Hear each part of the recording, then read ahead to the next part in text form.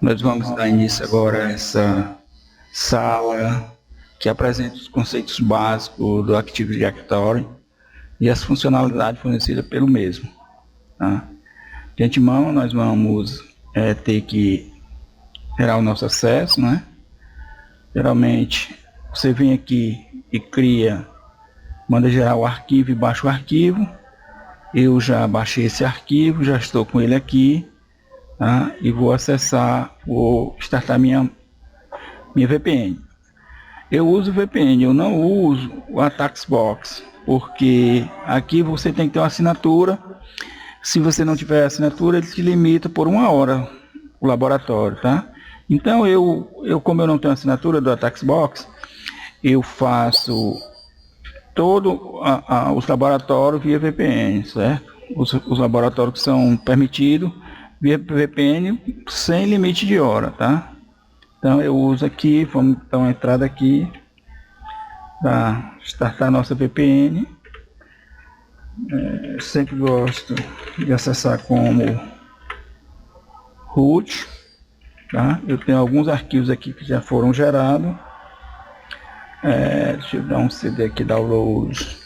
Aqui eu estou com esse arquivo aqui, vou abrir essa OpenVPN aqui.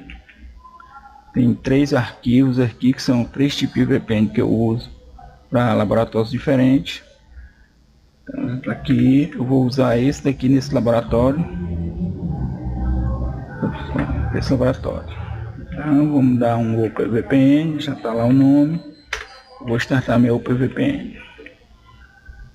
Aqui já está aqui o IP da minha OpenVPN aparecendo aqui em cima. Vamos voltar para lá e a partir daí nós vamos dar início. Aqui ele dá uma breve introdução do que é a sala, né? Quais são os objetivos da sala. Um dos objetivos é saber o que é o Active Directory, o que é um domínio do Active Directory, quais são os componentes do Active Directory, o que é uma floresta e um domínio confiável. E algo mais, né? Muito mais. Esse é o requisito da sala. Pronto. Esse aqui é o primeiro passo para a gente iniciar nossa sala do laboratório. E vamos concluir aqui, completar. Na tarefa 2 dessa sala, né, que trata sobre os domínios do Active Directory, ele vai nos dar uma breve explanação do Active Directory. Aqui nós temos o botão que starta a nossa máquina, que nós vamos trabalhar, né? Os desafios aqui na janela. Aqui ele dá uma breve explanação sobre a fronteira do domínio e o que é que está envolvido dentro desse domínio, quais são os recursos, os objetos do domínio, certo? Dá um exemplo do mundo real, ele faz uma breve discussão sobre o que é o mundo, sobre um exemplo do mundo real, né? Traz para cá, para a sala. Aqui ele nos dá as credenciais que nós vamos acessar essa máquina startada anteriormente. Nós podemos acessar ela via RDP ou via AtaxBox. Eu não uso o AtaxBox, porque eu não tenho assinatura do TryHackMe e ela limita você a 1 hora só de atividade, tá? Então eu crio minha própria máquina virtual, como tem no vídeo anterior, na sessão anterior, que eu explico, e uso para resolver essas questões desse laboratório. Aqui nós estamos a credencial do administrador, né, desse laboratório, para acessar via RDP, né, ele dá aqui nossas explicações, tá? E aqui nós temos mais duas questões que nos colocada para responder depois da nossa leitura aqui sobre a tarefa. Leitura, você vai ver que tem algumas informações que vão preencher essas perguntas. Nessa primeira pergunta, né, pede para responder as questões abaixo. Ele nos pergunta, em um domínio do Active Directory, as credenciais são armazenadas em um repositório centralizado. Ele faz essa afirmação. E aí ele quer, não é uma pergunta, é uma afirmação, né? E aí ele pergunta como ele é chamado, né, esse repositório. Se a gente vier aqui, a gente vai ter essa resposta, depois da leitura, né, entender que o repositório é o próprio Active Directory, onde fica armazenada essas informações. Tá aqui, tá aqui. E na próxima pergunta, na próxima indagação ou afirmação, ele diz o quê? Ele diz que o servidor encarregado de executar os serviços do Active Directory é chamado, se a gente vier bem aqui também, vai estar a informação para quem leu, está aqui a informação, onde ele diz o servidor que executa o Active Directory. O serviço Active Directory é conhecido como um controlador de domínio, né? Que a gente pega para preencher a nossa informação lá, ou então você digita e fica a critério, pegar aqui, levar para lá e dar um paste e colar. Pronto, beleza. Então, terminando a segunda atividade, basicamente é isso aí e vamos passar para a próxima, ok? Agora nós passaremos para a próxima sessão, que é a sessão 3, Active Directory. Vai falar um pouco sobre o Active Directory, né? Sobre os núcleos do Active Directory, os serviços de domínio do Active Directory, os objetos do Active Directory, como usuário, máquinas, pessoas. Os usuários são divididos em pessoas e serviços. Nós temos as máquinas, os grupos de segurança, temos diversos grupos com definições específicas, por exemplo, o grupo de administradores do domínio. Esse grupo, os usuários desse grupo têm privilégios administrativos, ou seja, ele pode administrar todo o domínio, né? Incluindo os DCs. Já os grupos, grupo de segurança, operadores de servidor, nesse grupo, os usuários desse grupo, eles podem administrar controladores de domínio, eles não podem alterar nenhuma associação de grupo administrativo, né? Aí nós vemos aqui também operadores de backup.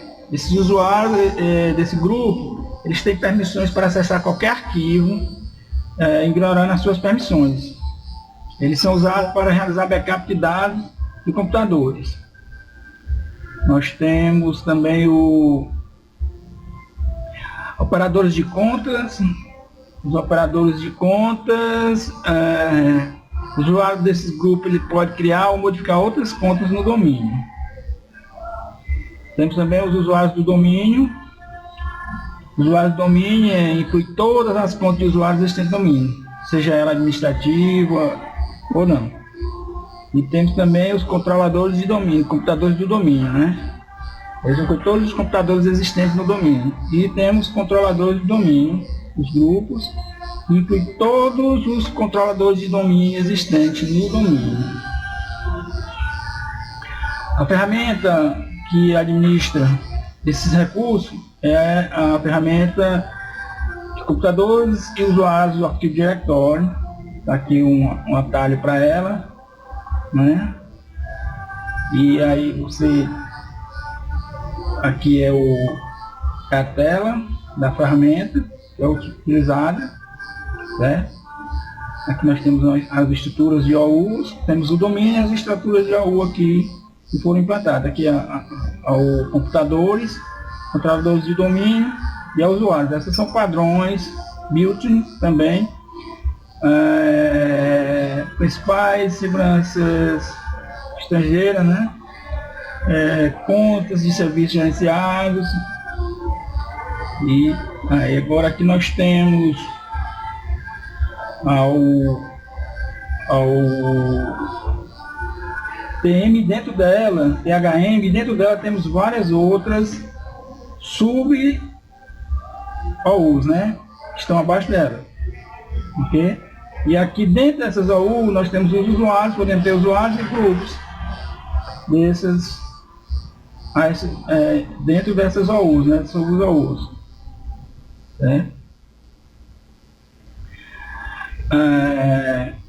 Agora aqui nós vamos para as perguntas que estão relacionadas com essa parte da atividade, né?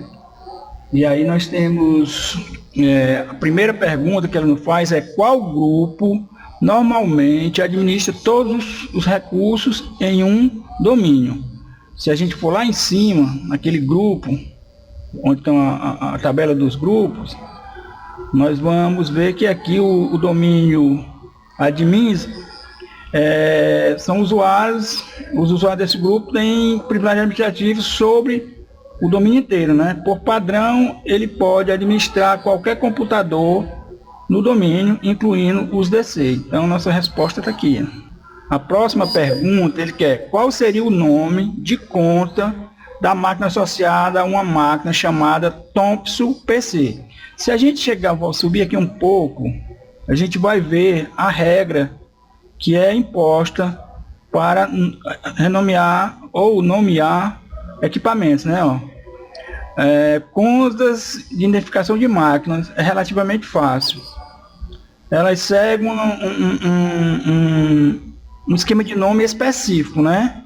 Segundo eles aqui, segundo o que nos consta aí, eles seguem um critério de nome específico. Mas que critério é esse? Qual é o critério? Identificando máquinas, contas de máquinas é relativamente fácil, pois elas seguem um esquema de nomeação. O nome da conta de máquina é o nome do computador seguido por $1, um sinal de dólar, né? Por exemplo, a máquina name, a máquina chamada DC01 irá ter um nome de máquina,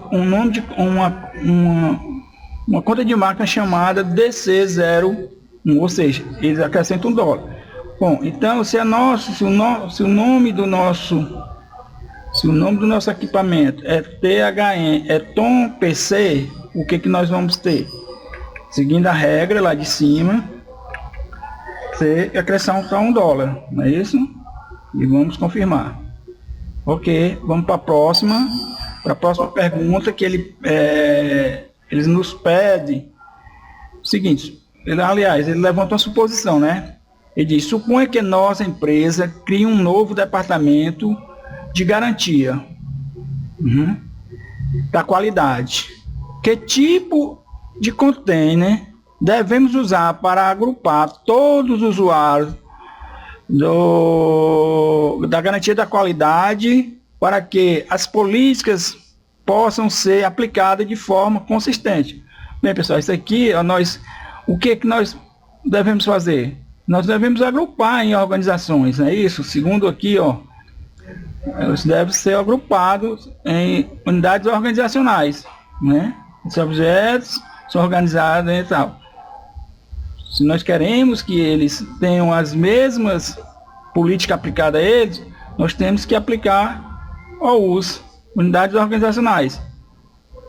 Temos que separá-los em unidades organizacionais, que é justamente para a gente poder aplicar as políticas de segurança derivadas de cada unidade organizacional, não é isso? Então vamos colocar lá aqui a nossa resposta e vamos ver. Pronto, ok. Então, com essa última resposta, nós também encerramos essa tarefa, a tarefa 3. Agora vamos aqui passar para a atividade 4, gerenciando usuários no AD, né? Vamos dar. E aqui ele nos dá a nossa tarefa. Em primeiro lugar, ele diz que sua primeira tarefa como novo administrador de domínio é verificar os usos e os usuários do AD existente, pois algumas mudanças recentes aconteceram nos negócios. Aqui no sentido de receber, né? Você recebeu o seguinte organograma e espera-se que faça alterações no AD para combiná-los.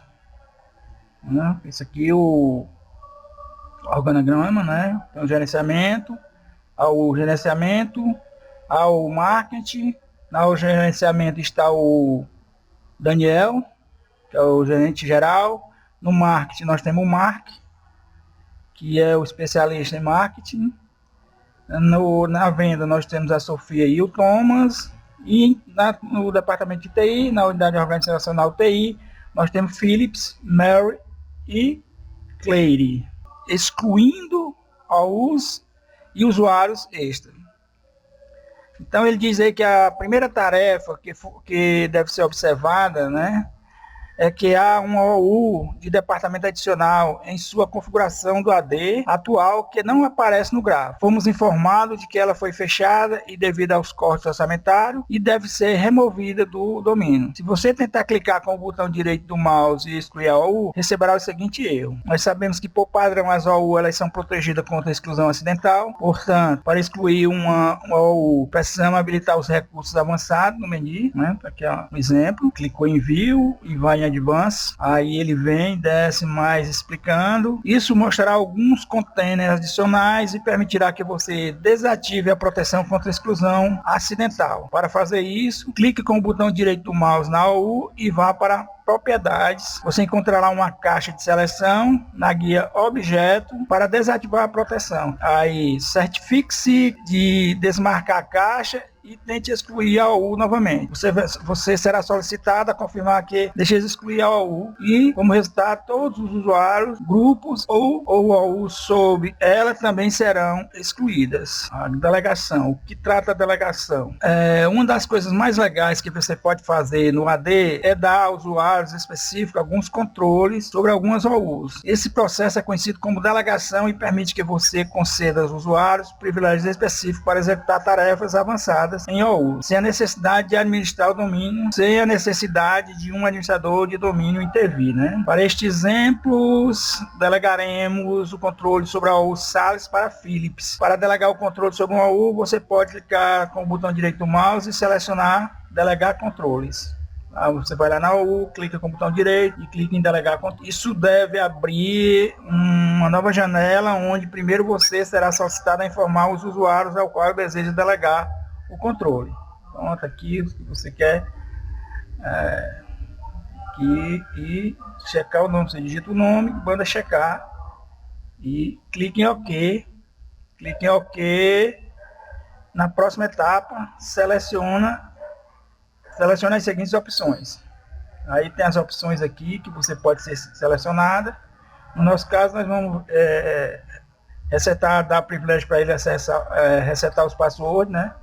E forçar a mudança no próximo logon. Nós clica em avançar algumas vezes e agora Philips poderá redefinir as senhas de qualquer usuário do departamento de vendas. Agora, embora você provavelmente queira repetir essas etapas para delegar definições de senha dos departamentos de marketing e gerenciamento, deixaremos isso aqui para esta tarefa. Você é livre para continuar a configurar o restante das AU, se assim desejar. Agora vamos à conta de Philips para tentar redefinir as senhas de Sophie. Aqui estão as credenciais de Philips para fazer login via RDP.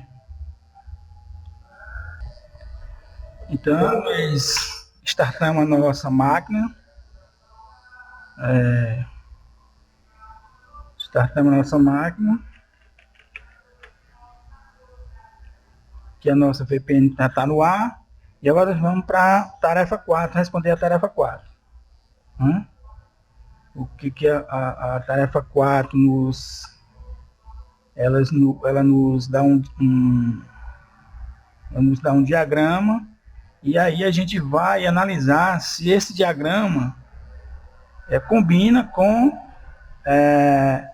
o que está lá no Active Directory, né? Para isso nós vamos ter que acessar o Active Directory. Eu vou acessar via um cliente que eu uso, RDP, que é o RDesktop no Kali, certo? Já está aqui as configurações, já acessei antes para evitar erros. E nós vamos tentar acessar. Está carregando, pronto, carregou já. Nós temos a estrutura, e nós vamos ver se essa estrutura aqui é a que está vigente no AD, né? Caso contrário, a gente altera para que ela fique na proporção dessa daqui, ok? Então vamos lá. Aqui tem um atalho, se não eu já tenho um atalho aqui para facilitar. Senão você pode vir ou por aqui nas ferramentas administrativas, ou digitar aqui usuários e ele já vai direcionando para usuários, Active Directory, usuários e computadores, ele já vai direcionando, tá? Então vamos aqui, acessar, já abriu aqui na AU. Então nós temos, segundo nosso esquema, lá nós temos o gerenciamento, né, que é o Daniel, faz parte do gerenciamento, marketing, que é o marketing. Temos em Sales a Sofia e o Thomas. Sofia e Thomas. Se a gente vê em Sales aqui, nós temos mais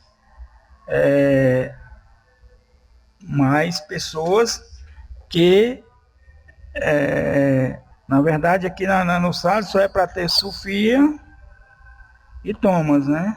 A Cristina e o Roberto não existe mais. Deve ter sido, nós vamos deletar o Roberto para deixar a nossa estrutura de acordo com a estrutura colocada para nós, né? Onde Sales é só Sofia e Thomas. Na TI nós temos Felipe, Mel e Claire. Então vamos lá, em TI. Na TI nós cometemos aqui um pequeno, não, tá certo, Felipe, Mel e Claire, são 3, então aqui tá ok. Agora, se a gente prestar atenção, existe essa unidade organizacional aqui, que não está mais no nosso diagrama, ok? Então nós vamos ter que excluir ela. Excluir, yes. Aí dá aquele aviso, por quê? Porque ela é protegida contra deleção acidental. O que é que nós temos que fazer? Nós temos que vir aqui em View, Advanced Filters. Pronto, eles vai dar uma visão mais global, né? De todos os containers que tem. E aí depois nós podemos ir lá na OU, clicar com o botão direito, irmos em propriedades, vamos ter que ir em objetos e desmarcar a opção. Clicar em aplicar e dar um OK. Agora sim, agora nós temos a propriedade para deletar, a permissão para deletar, né? Yes. Pronto. Agora nossa estrutura está de acordo com a estrutura que nos foi dada para mantermos, né? Agora está aqui os partes de deleção, eles só dando um. E agora nós vamos fazer o quê? Nós vamos para a parte de deleção. Nós vamos dar uma delegação. Nós vamos delegar ao Philips o poder para ele alterar a cena, né, de acordo com o que eles pedem aqui, né?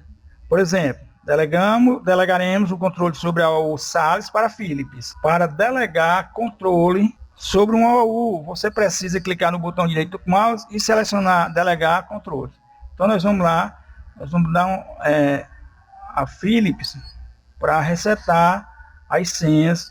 Então nós vamos em controles, vamos lá, AU, clica com o botão direito, delegar controles, avançar, clique em adicionar, e aí nós digitamos o nome a quem vai pertencer à tarefa. Vamos aqui em checar, tá aqui Philips, vamos dar um OK e vamos avançar. Aqui ele pergunta quais são as tarefas que nós vamos delegar a ele. Ele vai simplesmente resetar as senhas dos usuários e forçar um login do usuário, né? Porque ele troca o login, né? Então, pronto, clicamos em coisa. OK. Agora vamos ver aqui o que eles nos pedem. Pronto, já delegamos essa parte aqui, já foi delegado. Tal. Agora nós vamos entrar com Philips, com a senha de Philips, certo? Depois de delegar o poder a ele, nós vamos com a conta de Philips para tentar redefinir a senha de Sofia, né? Como ele agora é o encarregado de redefinir as senhas, nós vamos entrar no RDP com o usuário do Philips e alterar o reset de senha, né, para a senha ser resetada, ok? Vamos sair daqui e entrar com a conta de Philips, a qual nós delegamos o poder de fazer algumas alterações, desconectar. E aqui agora nós vamos entrar com a conta do Philips. Vamos pegar aqui já um atalho que tem aqui, que é 2008, o endereço é o mesmo. E vamos. Ok. Philips. Entrou. Pronto, carregou. Em primeiro lugar, vamos setar assim, né? Vamos usar aqui o PowerShell. Utilizar o PowerShell para essa atividade. Nós já estamos aqui com o comando que nós vamos utilizar. Vamos utilizar esse comando aqui para resetar a senha. Agora nós vamos botar Sofia asterisco 21. Ok. Agora nós vamos dar um segundo comando, que é para adicionar, para o usuário poder resetar a senha, mudar a senha, né? Pedir a mudança de senha.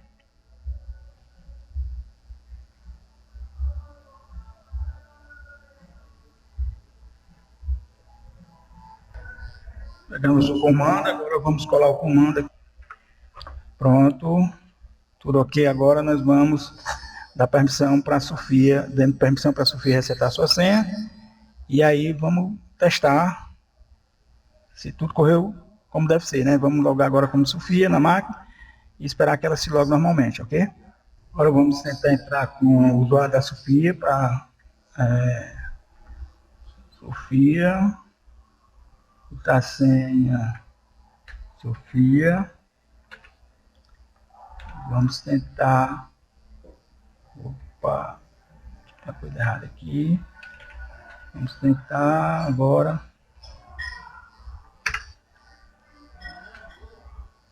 Vamos ver agora o que vai acontecer. Pronto, ele já pediu para mudar o usuário. Deve ser mudado antes de assinar, né? Então, vamos dar ok, vamos botar aqui o password antigo. Asterisco 21. Vamos botar o passo novo. Senha. Asterisco 21. Senha. Asterisco 21. Dá um enter. Ok, opa. O password foi mudado. Ok. Estamos aqui, entramos com Sofia. Vamos ver se tem mais alguma questão aqui. Então já entramos aqui, pegamos essas informações, já passamos para lá. Aí ele pergunta: qual foi a bandeira encontrada na área de trabalho de Sofia? Então vamos lá, ver qual é a bandeira. Tá aqui a bandeira. Opa, tá aqui a bandeira encontrada na área de trabalho de Sofia. Essa aqui é a bandeira. Vamos ver se dá para a gente copiar para lá. Dá um pass. Opa, deu. Vamos submeter a ok. Aí o segundo, o processo de concessão de privilégio a um usuário sobre algum AU ou outro objeto é chamado, a gente viu lá, né? Se a gente vier bem aqui, ó, subir aqui, a gente vai ver que está aqui, que é a delegação, né? Por delegação você faz essa elevação de alguns privilégios para a pessoa poder realizar algumas tarefas, né? Administrativo, ok? E agora nós vamos para a próxima tarefa. Por enquanto, encerrar uma quarta tarefa, ok? Vamos começar a nossa atividade 5, né? Trata do gerenciamento de computadores no AD, e a gente sabe que, por padrão, todas as máquinas que ingressam em um domínio, exceto os controladores de domínio, eles são colocados no container chamado computadores. Se nós verificarmos o controlador de domínio, vemos que alguns dispositivos estão lá, né? Controlador de domínio, outros em computadores. E aqui a gente tem uma imagem da do nosso AD, né? Dos computadores que estão no nosso AD. Então vamos descer. Ele nos diz que podemos ver alguns servidores, alguns laptops, está aqui, alguns servidores, alguns laptops, algumas estações de trabalho ou PCs, né? Que corresponde aos usuários de nossa rede. Ter todos os dispositivos lá não é a melhor ideia, pois é muito provável que você queira políticas diferentes para seus servidores e as máquinas que os usuários comuns usam diariamente. Verdade. você colocar todos em computadores, você está igualando, né, o nível de segurança dessas máquinas. Não tratando todas iguais, e todas são diferentes. Os servidores, eles precisam de um maior arcabouço de segurança, né? Porque aqui é onde residem os dados de todas as empresas. Não que as estações de trabalho não precisem também ter uma segurança refinada, como também os laptops, mas aqui é onde estão nossos dados principais, né? E a recuperação ela é mais difícil. Então, embora não exista uma regra de ouro sobre como as organizações, sobre como organizar suas máquinas, um excelente ponto de partida é separar os dispositivos de acordo com o seu uso. Em geral, você esperaria ver os dispositivos divididos em pelo menos 3 categorias. Que categorias são essas? Em estações de trabalho, em servidores e em controladores de domínio.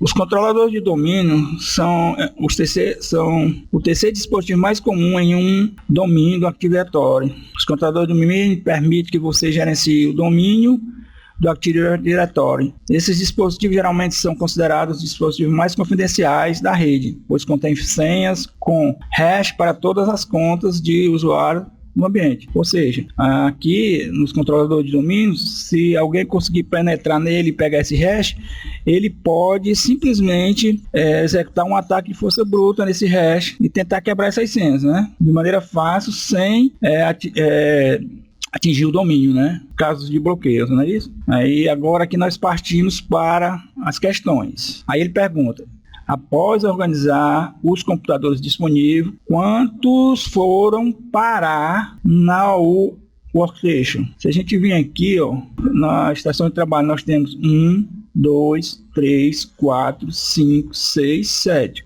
Ou seja, 7 serão para estação de trabalho e 3 para servidores. Então aqui nós 7. E aqui ele pergunta: é recomendável criar OU separada para servidores e estações de trabalho? Sim. Isso ficou claro lá no texto, até porque o nível de segurança que um precisa é muito maior do que a outra, e até pelos dados confidenciais que são armazenados lá, como o hash de senha e os dados da empresa, né? Então, essa aqui, encerramos essa fase. Vamos para a próxima fase, que é sobre grupos, políticas e grupos. Bem, gente, nessa tarefa 6, nós vamos lidar com as políticas de grupo, né? Mas antes, eu vou estruturar as OUs, que era para ter estruturado na tarefa passada, e não foi feita essa estrutura. Então, eu vou criar essa estrutura das OUs e distribuir os computadores conforme ao grupo que eles estão relacionados, servidores e workstation, ok? Então, vamos lá. Vamos aqui abrir como administrador, né? Tá aqui o dado. Vamos abrir aqui. Pronto, carregou. Agora nós vamos aqui no ícone. Aqui nós temos que criar 2 OUs. Essas OUs que têm que ser criadas, elas eram para ter sido criadas nesta tarefa aqui, ok? Para distribuir esses computadores, workstation e servidores. Eu vou ter criado 2, a workstation, né? E para os servidores, né? Separados aqui. Nós não criamos essas OU, então nós vamos criar agora, ok? As 2 OU. Então, de posse diante lá, vamos, nova unidade organizacional. Vamos clicar com o botão direito e dar um paste aqui. Pronto, ok? Criamos as estações. Agora vamos distribuir os equipamentos dentro da U. Então, para o Workstation, nós vamos ter os laptops e os PCs. Pronto, vamos agora mover para o Workstation. Agora nós vamos criar outro AU, que é a AU Agora vamos criar o servidores. Clicar com o botão direito, OU, unidades da organização nacional. Vamos pegar aqui o service, clique, copiar aqui, colar, paste. Ok. Vamos distribuir os computadores lá, os servidores. Vou marcar aqui, selecionar e vamos mover para nossa OU, né? OU server. Pronto. Colocando, tudo ok. Pronto. Estava faltando da versão passada, da tarefa passada. Vamos aqui dar vamos sair aqui por enquanto. Terminando, vamos continuar a nossa tarefa. Agora nós vamos entrar na tarefa 6, políticas de grupo. Nós vamos ler o contexto e aí, em seguida, nós vamos fazer os exercícios, ok? Então, vamos lá. O que ele nos diz? Até agora, organizamos usuários e computadores em OUs apenas para ordenar, sem nenhuma ideia básica e nenhuma necessidade, né? Só para ordenar. Nós pegamos os computadores, PCs e laptop e colocamos na OU Workstation. Pegamos os servidores e os servidores e colocamos na OU Servers. Mas não determina nenhuma restrições, né? Então, agora vai ser a hora disso, tá? E aí, continuando, agora, a ideia principal por trás das OU é poder implantar políticas diferentes para cada OU, individualmente. Então, dessa forma, nós podemos enviar diferentes configurações e linhas de base de segurança para os usuários, dependendo de seu departamento. Venda, quais são as necessidades de venda? Quais são as necessidades de marketing? Essas necessidades são diferentes, e aí a gente vai configurando essa GPO de acordo com essas necessidades de segurança e de recursos, né? Necessidade de acesso a recursos. O Windows gerencia essas políticas por meio de um objeto de política de grupo. As GPOs são simplesmente uma coleção de configuração que podem ser aplicadas às OU. As GPO podem conter políticas destinadas ao usuário ou computadores, permitindo que você defina uma linha de base em máquinas e identidades específicas. Aí, para configurar GPOs, você pode usar a ferramenta Group Policy Management, né, disponível no menu iniciar. Aqui ele dá o atalho, né, para isso.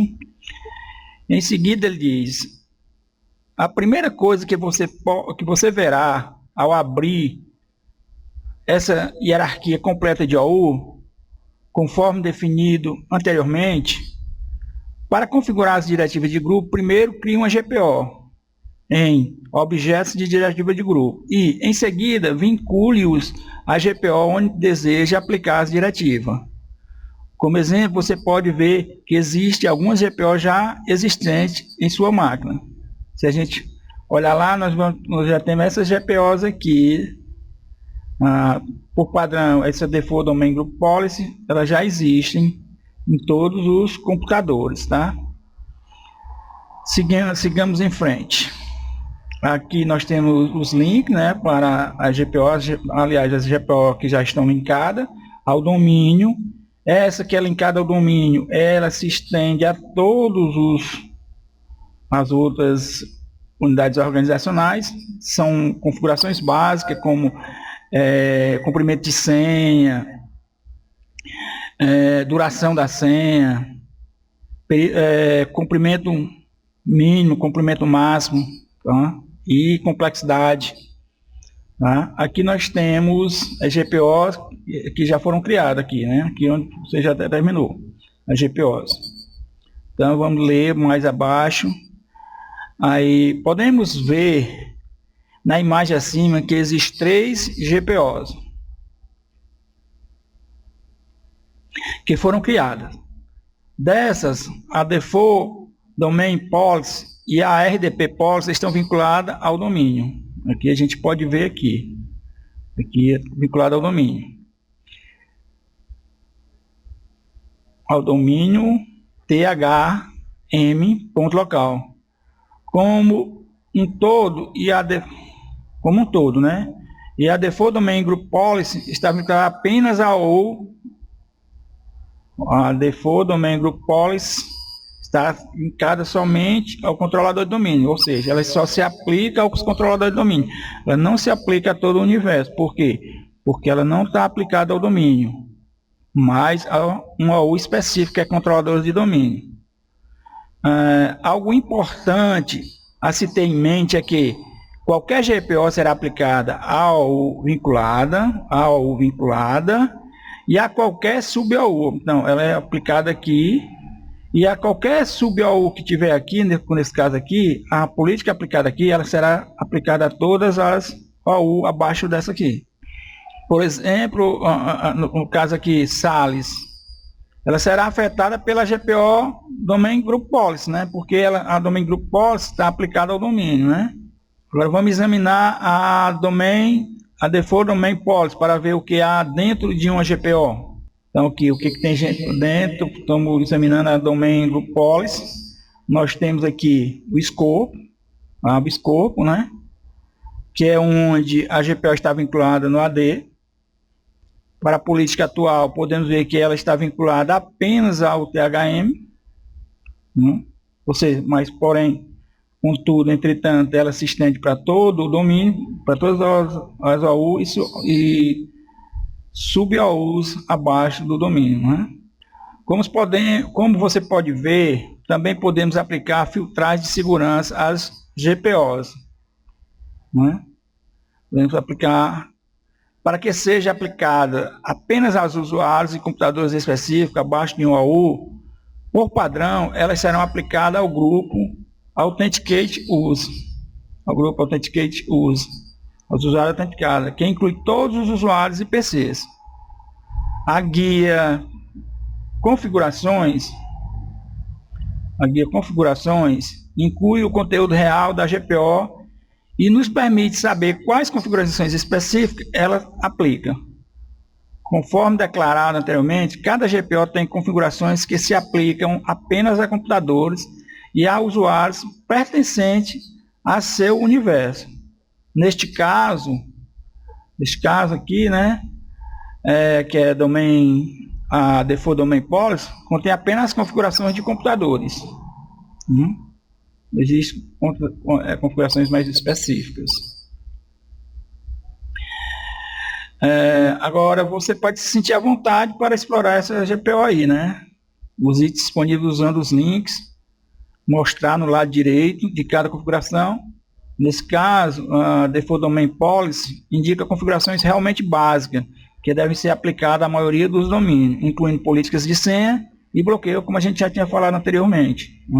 Como essa GPO se aplica a todo o domínio, qualquer alteração nela feita, né, na Default Domain Policy, afetará todos os computadores. Você altera a política de comprimento mínimo de senha para exigir que os usuários tenham pelo menos 10 caracteres em sua senha. Como é que nós fazemos isso? Então vamos lá. Primeiro nós vamos entrar no RDP, né? Aqui, no RDP da MASC, e vamos ver como é que a gente faz essa alteração de política de senha. Então nós podemos ir pelo atalho aqui, vamos maximizar aqui, e nós temos um atalho aqui. Eu posso tanto ir por aqui, como por aqui, que aqui é o atalho, como posso digitar aqui e digitar aqui política grupo. Mas eu já tenho uns atalhos aqui, vou usar o atalho, né? Aqui na Default Policy, a gente vai alterar aqui aqueles escopos que a gente viu anteriormente, e aqui nós vamos editar essa política. Vamos clicar com o botão direito e editar, né? Nós vamos editar essa política, ok? E aí nós vamos editar o quê? Nós vamos editar a política de senha, né? Então nós vamos lá em computadores, aí é para todos os computadores isso. Vamos em computadores, políticas, vamos em Windows Setting ou Settings.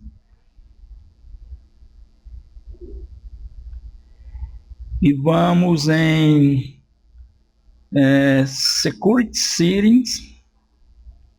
Em Security Settings, nós vamos abrir um pouquinho mais aqui, estender aqui um pouco mais.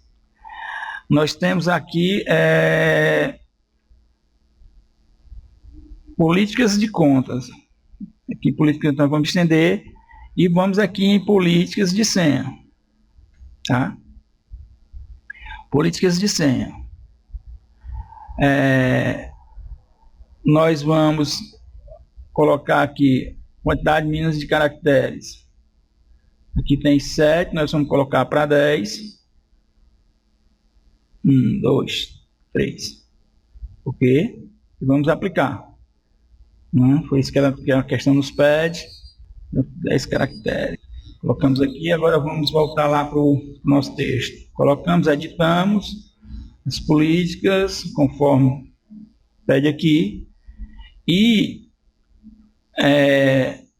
como se pode ver aqui nessa tela, essas políticas elas podem ser estabelecidas em uma GPO.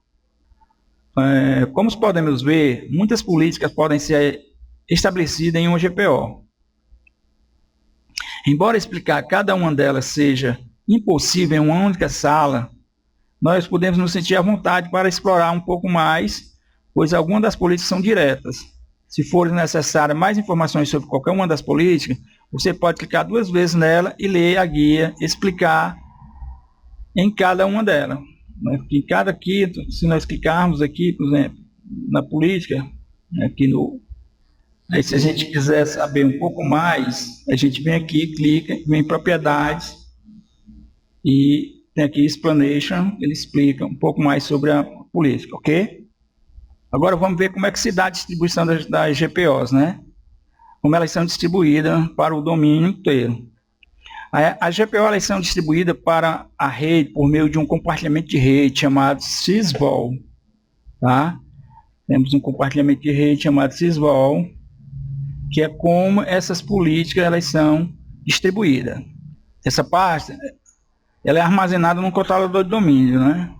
Todos os usuários em um domínio normalmente devem ter acesso a esse compartilhamento pela rede para sincronizar seus GPO periodicamente.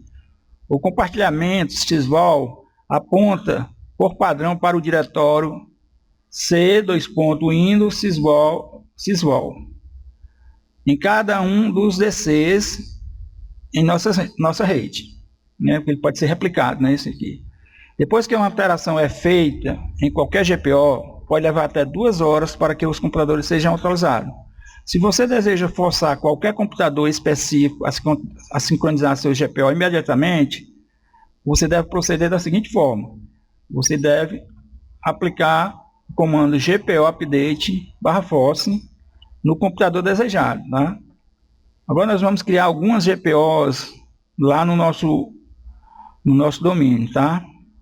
E aí, como parte do nosso trabalho, lá na empresa THM, nós fomos encarregados de implantar algumas GPO para nos permitir, em primeiro lugar, bloquear o acesso de usuários que não são de TI ao painel de controle e, em segundo, fazer estações de trabalho e servidores bloquearem suas telas automáticas após 5 minutos de inatividade do usuário, para evitar que pessoas deixem suas telas, deixem as suas sessões expostas, né? Vamos nos concentrar em cada uma das atividades e definir quais políticas devemos habilitar em cada GPO e onde elas devem ser vinculadas. Primeiro aqui nós temos a de restrição de acesso ao painel de controle, né? Segundo o texto, nós queremos restringir o acesso ao painel de controle em todas as máquinas, apenas aos usuários que fazem parte do departamento de TI. Aos demais usuários de outro departamento não devem poder alterar as preferências do sistema. Vamos criar uma nova GPO chamada Restricted Control Panel Access e abri-la para a edição. Como queremos que uma GPO se aplique a usuários específicos, procuraremos a seguinte política. Então vamos lá, abrir aqui. Vamos criar uma política, né? Vamos fechar aqui. Tá, vamos fechar aqui por enquanto. E aí vamos aqui, nós vimos lá no texto, nós temos que Group Policy Object, nós vamos ter que criar aqui, vamos clicar com o botão direito, New, e qual é tem o nome aqui da política que nós vamos implantar, que é o bloqueio, né, de tela. Então, Outlook Screen, vou pegar aqui, copiar e vamos aqui no domínio e vamos colar. Paste. Vamos dar um OK. Pronto. Agora nós vamos querer bloquear a tela, né? Vamos agora aqui clicar no botão direito e editar política. Ok? Nós queremos que essa política se estenda a todos os computadores, né? Lá da determinada AU, que nós vamos vincular. Então, nós vamos em usuários, né? Que são os usuários que tiveram logado. Vamos em políticas, Administrative Template Policy Definition, e vamos em Control Panel. Control Panel. Em Control Panel, nós vamos em proibir acesso. E aqui vamos habilitar. Vamos habilitar e vamos clicar. Opa, aqui. Vamos dar um enter aqui, né? Ok. Vamos ver se salvou. Salvou. Ok. Enter. Pronto.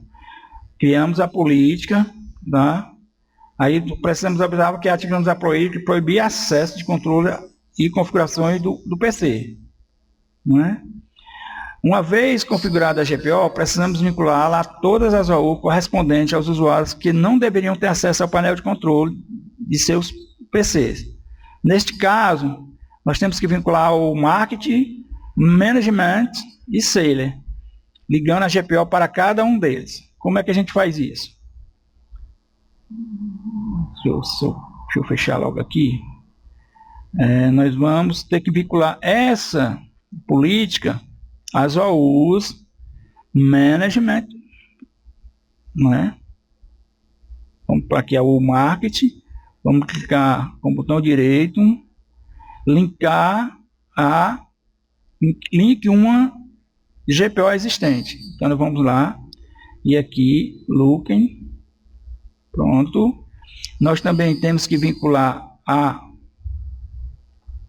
Management, pronto, e também a Sale, que não poderão ficar com a tela por determinado minuto de tempo sozinha, né, ligada, né? Pessoal, e aqui nós temos um nome errado para o e vamos consertar aqui, tá? Vamos renomear ela, que o nome não é isso, o nome é... Nós estamos bloqueando o acesso ao painel de controle, né?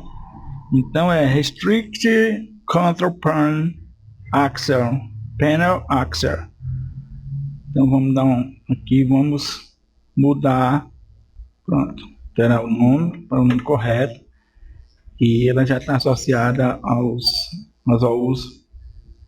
Agora é que vamos aplicar bloqueio de tela, né? Pessoal, para essa primeira GPO, em relação ao bloqueio de tela, para estação de trabalho e servidores, nós poderíamos aplicar diretamente sobre as OUs, Workstation, Serve e Controlador de Domínio que criamos anteriormente. Embora essa solução deva funcionar, uma alternativa consistente é simplesmente aplicar a GPO ao domínio raiz, né? Queremos que a GPO afete todos os nossos computadores, desde a Workstation, Serve e Controlador de Domínio, que são todas as OUs filhas do domínio raiz, né? Então eles herdaram essas políticas. Uma observação, reforçando, essa política ela poderia ser aplicada diretamente no domínio, e aí ele se expandiria. Mas o intuito aqui é praticar, tá? Então nós vamos fazer vamos criar a política e aplicar as OUs conforme o texto aqui, né? Então vamos lá. Nós vamos criar aqui, clicar em New, o Policy. Vamos até pegar o nome da nossa política. Pronto, aqui e aí nós vamos agora editar a nossa política, né? E aí nós queremos que ela se aplique aos computadores, então nós temos configurações de computadores, políticas. Vamos em security name, security setting, né? E aqui nós vamos em local policies, e security option. Em security option nós vamos procurar tecla active machine na active limit, tá? E vamos dar um clique aqui e vamos definir aqui a política e vamos botar aqui 300 segundos, né? 300 segundos. Conforme vamos aplicar e vamos dar um OK. OK?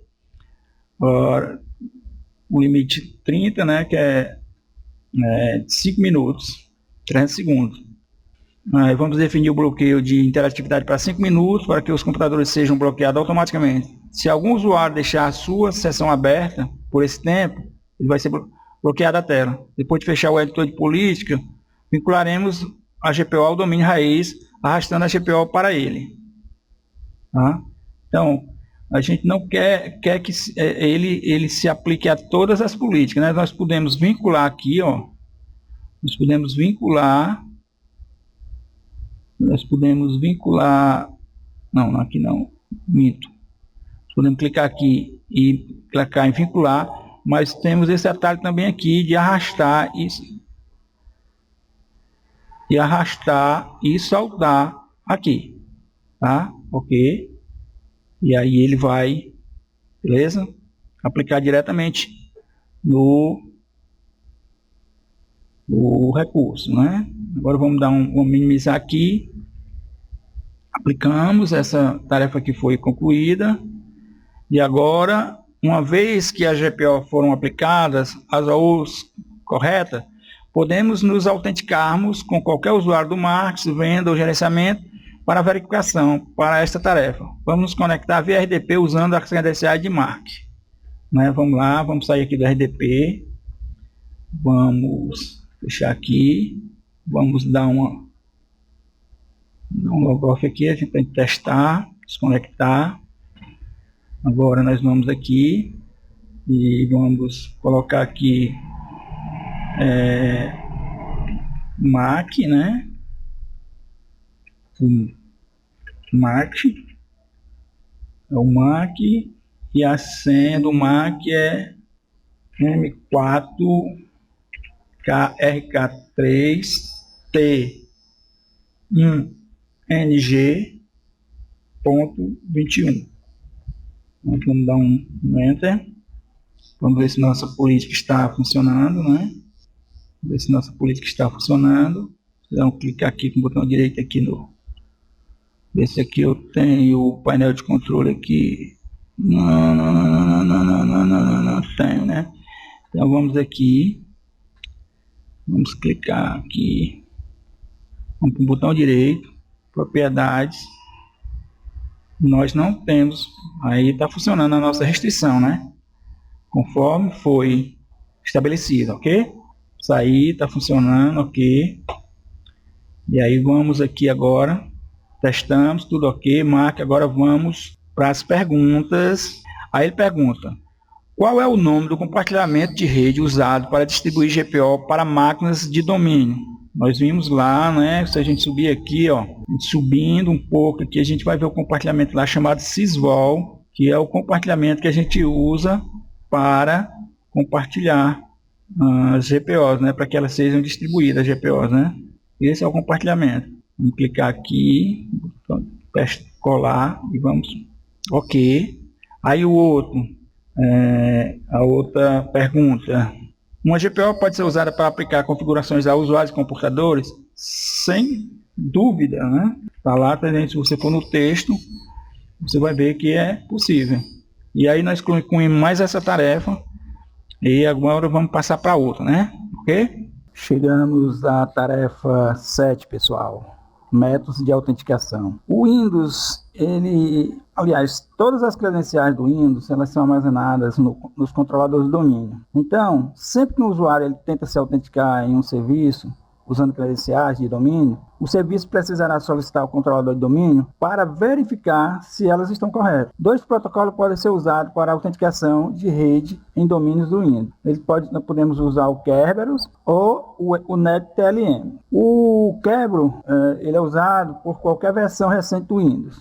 Este é o protocolo padrão em qualquer domínio recente. Já o NetTLM é um protocolo de autenticação herdado, mantido para fins de compatibilidade. Embora o NTLM deva ser considerado obsoleto, a maioria das redes terá ambos os protocolos ativados. Agora nós vamos dar uma olhada mais profunda em como cada um desses protocolos funciona. Começar pelo Kerberos, para a autenticação Kerberos. A autenticação Kerberos é o protocolo de autenticação padrão para qualquer versão recente do Windows. Os usuários que se autenticam em um serviço usando o Kerberos, eles receberão um ticket. Pense no ticket como uma prova de uma autenticação anterior. Usuários com tickets podem apresentá-los a um serviço para demonstrar que já se autenticaram na rede antes e, portanto, pode usá-la. Quando o Kerberos é usado para autenticação, ocorre o seguinte processo. Primeiro, o usuário envia seu nome de usuário e um carimbo de data e hora criptografado usando uma chave derivada de sua senha para o Key Distribution Center, ou KDC, serviço geralmente instalado no controlador de domínio, responsável por criar tickets Kerberos na rede. O KDC ele criará e enviará de volta um Ticket Grant Ticket, ou TGT, que permitirá aos usuários solicitar tickets adicionais para acesso a serviços específicos. Então, para cada serviço, ele recebe um ticket específico de acesso. Ele checa se ele tem direito àquele acesso, e aí, se sim, ele recebe o ticket para acessar. Agora, a necessidade de um ticket para obter mais ticket pode soar um pouco estranho, né, para a gente, mas permite que os usuários solicitem tickets de serviço sem passar suas credenciais toda vez que quiserem se conectar a um serviço. Conjuntamente com o TGT, é fornecida ao usuário uma chave de sessão, que ele precisará para gerar as solicitações a seguir. Observe que o TGT ele é criptografado usando o hash da senha da conta QRB TGT e, portanto, o usuário não pode acessar seu conteúdo. É essencial saber que o TGT criptografado inclui uma cópia da chave de sessão como parte de seu conteúdo e o KDC não precisa armazenar a chave da sessão, pois pode recuperar uma cópia descriptografando o TGT se necessário, ok? E aqui nós temos na tela como se dá, né? O cliente, o nome, o timestamp e requisita um TGT. O controlador do domínio vai e responde dando o TGT da sessão, né? Okay? Aí vamos para a fase 2 desse processo. Na fase 2 do processo, quando o usuário deseja se conectar a um serviço na rede, como um compartilhamento, site ou banco de dados, ele usará seu TGT para solicitar ao KDC um serviço de concessão de ticket, TGS. O TGS são tickets que permitem conexões apenas com o serviço específico para o qual foram criados. Para solicitar o TGS, o usuário enviará seu nome de usuário e um carimbo de data e hora, criptografado usando a chave de sessão, juntamente com o TGT, e um Service Principal Name, ou SPN, que indica o nome do serviço e do servidor que pretende acessar. Como resultado, o KDC nos enviará um TGS junto com uma chave de sessão de serviço que precisaremos autenticar no serviço que desejamos acessar. O TGS é criptografado usando uma chave privada do Service Owner Hash. O proprietário do serviço é o usuário ou a conta da máquina sobre a qual o serviço é executado. O TGS contém uma cópia da chave de sessão do serviço em seu conteúdo criptografado para que o proprietário do serviço possa acessá-la descriptografando o TGS. Então aqui nós temos o processo, né? O cliente solicita, requisita o TGS, o KDC prepara e responde com o TGS. Né? Agora, a parte 3 do processo. O TGT pode, então, ser enviado ao serviço desejado para autenticar e estabelecer uma conexão. O serviço usará o hash de senha de sua conta configurada para descriptografar o TGS e validar a chave de sessão. Então, ele é enviado, né, o serviço desejado, o TGS é enviado ao serviço desejado, esse serviço, ele usa o hash de senha de sua conta configurada para descriptografar o TGS e validar a sessão de acesso. Agora vamos para o processo de autenticação NET NTLM. O NTLM ele funciona usando um mecanismo de desafio-resposta. Todo o processo é o seguinte: a autenticação é requisitada. Então, o servidor envia um desafio para o cliente. O cliente tenta o desafio e responde ao servidor. Aí o servidor vai envia o desafio e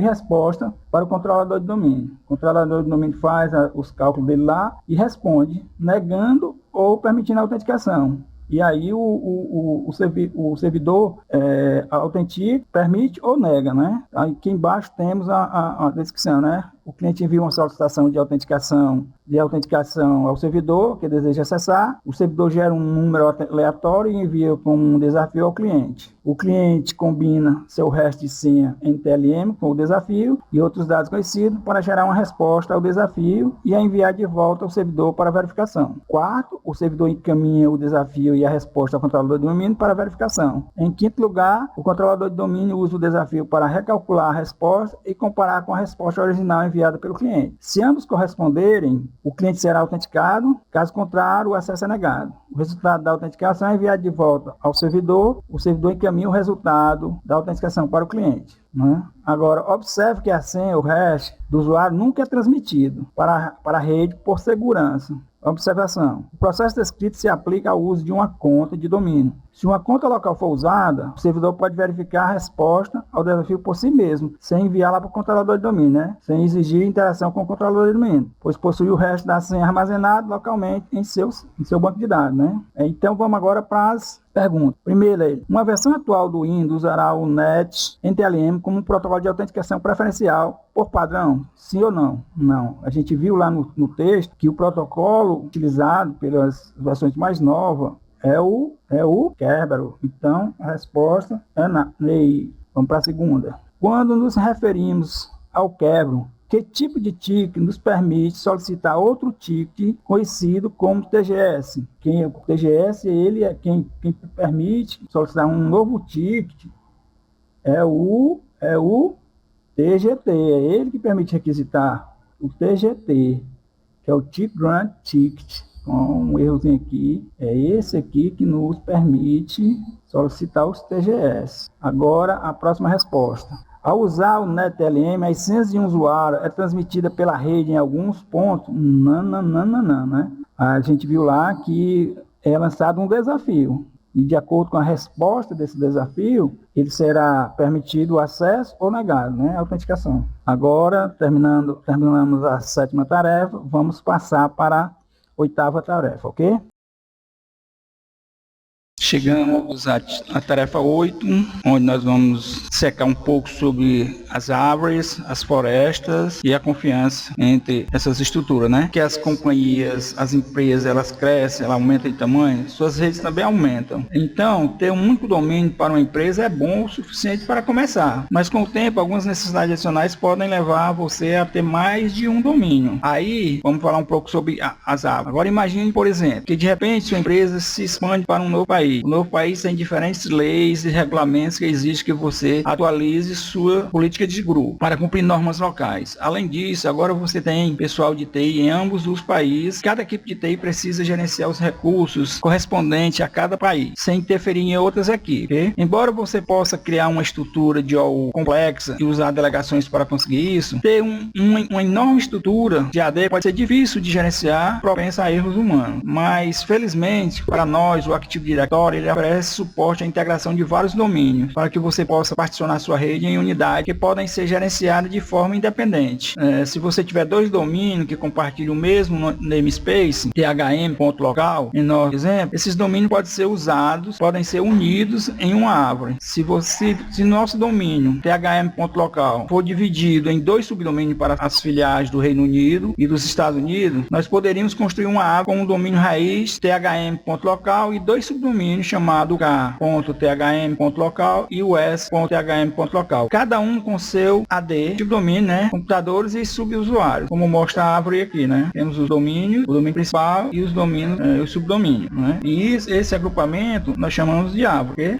Essa estrutura particionada nos dá melhor controle sobre quem pode acessar o que no domínio. O pessoal de TI do Reino Unido terá seu próprio controlador de domínio que gerencia apenas os recursos do Reino Unido. Por exemplo, um usuário do Reino Unido não seria capaz de gerenciar usuários dos Estados Unidos, o domínio nos Estados Unidos, o domínio dos Estados Unidos. Forma que os administradores de domínio de cada filial terão controle total sobre seus respectivos controladores de domínio, mas não sobre os controladores de domínio de outras filiais. As polícias também podem ser configuradas independentemente para cada domínio na floresta. Um novo grupo de segurança precisa ser introduzido ao falar sobre árvore floresta. Grupo Enterprise Admin considerar um usuário privilégio administrativo sobre todos os domínios de uma empresa. Cada domínio ainda teria seus administradores de domínio com privilégio de administrador sobre seus domínios únicos e os administradores corporativos que podem controlar tudo na empresa. Agora nós já entramos na parte das florestas, né? Os domínios que você gerencia também podem ser configurados em diferentes namespaces. Suponha que a sua empresa continua crescendo e eventualmente adquire outras empresas, chamada MHT Inc. Quando as duas empresas se fundirem, você provavelmente terá diferentes árvores de domínio para cada empresa, cada uma gerenciada por seu próprio departamento de TI. A união de várias árvores com diferentes namespaces na mesma rede é conhecida como floresta. E nós temos exemplos de uma floresta. Okay? E aí nós vamos agora partir para as relações de confiança. Ter vários domínios organizados em árvores e florestas permite ter uma rede compartimentalizada em termos de gerenciamento e recursos. Mas em determinado momento, digamos que um usuário do domínio K precisa acessar um arquivo compartilhado em um dos servidores do MHT da Ásia. Para que isso aconteça, os domínios organizados em árvores e florestas são unidos por relações de confiança. Em termos simples, ter uma relação de confiança entre domínios permite que você autorize um usuário do domínio X a acessar o recurso do domínio Y. E essa relação de confiança mais simples que pode ser estabelecida é uma relação de confiança unidirecional. Em uma relação de confiança unidirecional, se o domínio A confia no domínio B, isso significa que os usuários em B podem ser autorizados a acessar recursos no domínio A. A direção da relação de confiança unidirecional é contrária à direção de acesso. O que isso quer dizer? Se A confia no B, B pode acessar A, porém A não pode acessar B. Okay? As relações de confiança bidirecionais também podem ser feitas para permitir que ambos os domínios autorizem mutuamente os usuários uns dos outros. Por padrão, unir vários domínios em uma árvore ou floresta formará uma relação de confiança bidirecional. É importante observar que ter uma relação de confiança entre domínios não concede acesso automaticamente a todos os recursos em outros domínios. Depois que uma relação de confiança é estabelecida, você tem a chance de autorizar usuários em diferentes domínios, mas cabe a você decidir o que realmente você quer autorizar ou não, ok? Então agora vamos responder as questões que são disponibilizadas nessa tarefa. Primeiro ele pergunta, como é chamado um grupo de domínios do Windows que compartilham o mesmo namespace? Se a gente vem aqui nessa árvorezinha aqui, a gente tá vendo aqui, ó, compartilhação. Então nós temos árvore, né? Então vamos digitar aqui, construir, ok. Aí a próxima pergunta é, o que deve ser configurado entre dois domínios para que um usuário do domínio A acesse um recurso do domínio B? Bom, a gente viu aqui também que nós temos as relações de confianças, né? Relações de confianças que nos permite que um domínio X acesse um domínio Y, né? Que é uma relação de confiança. Ok. E assim a gente conclui as nossas tarefas, né? E eu aproveitar, vou publicar isso aqui no meu canal no YouTube, certo? E na tarefa 9 é só uma conclusão do que a gente viu lá, né? Ele relata que nessa sala mostramos os componentes e os conceitos básicos relacionados ao Active Directory e o domínios do Windows. Lembrando que esta sala ela deve servir apenas como uma introdução aos conceitos básicos, pois há muito mais a explorar para implementar um ambiente do Active Directory pronto para a produção. Agora, se você estiver interessado em aprender mais, como proteger uma instalação do Active Directory, certifique de verificar o Active Directory Having Room, ou seja, a ser lançado em breve. Essa sala vai ser lançada em breve. E por outro lado, você quiser saber como os invasores podem tirar proveito de configurações incorretas comuns do AD e outras técnicas de hacking do AD, o modo Active Directory, compromissão do Active Directory é o caminho a seguir, ok? Beleza? Enfim, vamos clicar aqui no completar para concluir e aqui, se você quiser publicar no LinkedIn, tá? Essa sua sala, você pode clicar aqui e publicar, ok? Beleza, valeu!